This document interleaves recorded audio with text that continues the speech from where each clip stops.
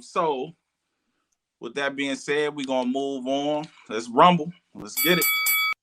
There it is. So now we're gonna recap. We had two big fights in November. We're going what happened with Saturday night. So, that's Ricky's fight. Benavidez versus Andrade. What happened last night? I know we was all looking. I know we was all watching. I know we was all oohing and ahhing. So do your thing, Ricky. All right, so that fight is exactly, if you guys was tuning in the last episode, is exactly how I predicted. Um, Benavidez is a big presence in the ring. He know I cut off, and then one thing I noticed about Andrade, he was I think he wasn't used to not being a dominant person in the ring. He tried to spin him, but it was too much to spin around. And then them body shots was getting to him early too. I'm shocked to see Benavidez. I want to say he kind of started early in this fight as well, especially slowing down Andrade.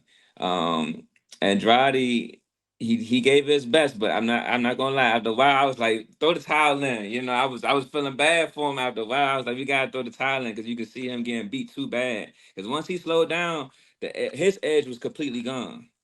Once he slowed down, his edge was completely gone, and then it seemed like he was not even aware to even box anymore. So that's why I'm not surprised, but I definitely expected more for Andrade in this fight. But definitely going to Benavidez. I'm just happy he did that, so we can see. It's better to see Canelo fighting Benavidez, in my opinion. So, Ty, I want to hear what you got to say about the fight, Ty. That fight I had Andrade, so he made me look real bad because to me I don't know why he came in that fight fighting like that because uh Benavidez was a bigger man and he's used to fight. I know Andrade used to fighting like smaller fighters because he used to fighting 160. That was only his second fight in 168. So to me, he should have like focused on boxing instead of trying to attack him because when he was attacking him, Andrade was killing his body. When he was killing his body, his defense went away. His boxing went away. Mission failed. We'll get him next time. He just stood there like he basically was like standing from the rest of the fight. And then like he said, I feel sorry for him too. I was like, I want him to stop the fight in 5th round because it was looking bad for him. It was looking terrible. Yeah, man. It definitely was tough to watch. I'm not gonna lie. I mean, man, me and Ricky, really picked that. This is what I saw. I I could understand why Andrade was going that way, but he had the wrong plan. He fought that high pace speed, and he was tagging him. Wasn't nothing touching him, wasn't nothing really, hurting him or whatever, knocking him off his plan. But he was tagging him. He was loading up with big shots.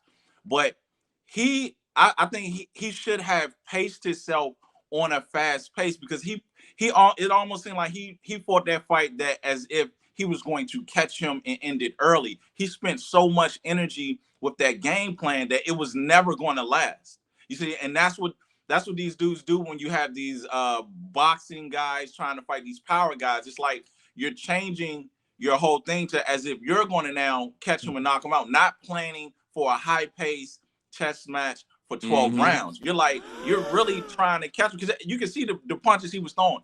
That overhand. Yeah, you know how I feel about it. Throwing that overhand and things like that. That you throwing that punch because you're trying to really catch him and knock him out. I thought that was the wrong plan. I liked the way he stepped on the gas early, but it seemed like his plan was I need to get this dude early as well. And it just wasn't gonna happen. The guy who I don't know if he's gone down, he definitely ain't been knocked out, but you can't plan. I just feel like you can't plan that type of knockout or catch him or walk into something type fight and get rid of this guy in the 4th, 5th, 6th round when he ain't never even appear to be hurt in the 4th, 5th, and 6th round. So he slightly had the wrong plan. He needed to lower that pace, but still just try to box him. So, that was, I'm saying? I felt sorry for him too or whatever. So go ahead, Rick. So we talked about this all week. Everybody do your job, okay? him trying to box him, I don't think that would have worked either. Because if what I noticed when he was boxing him, Benavidez's size was just too overwhelming. Especially from him, he wanted to be. You can tell he wants to be the dominant figure in the ring. His presence was known. He got aggressive early, especially in that first round. But I think about halfway in the second, he realized that this guy is not going anywhere. He's just still in my face. Like, what can I do?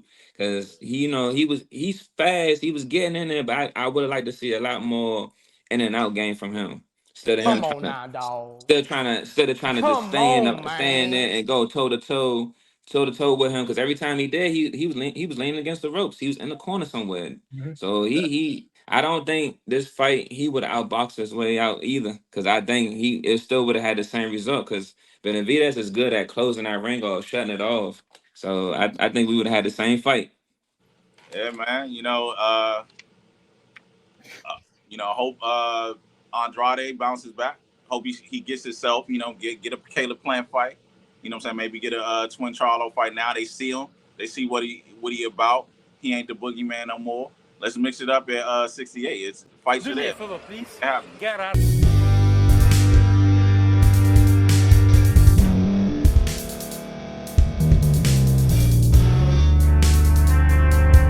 Thank you for staying to the end. If you're watching this on YouTube, please like this video, subscribe, and also hit that notification button so you can be notified next time we put out a video. If you're listening on any podcast platform, subscribe and hit that notification button, y'all, so you can be notified we put out another podcast audio.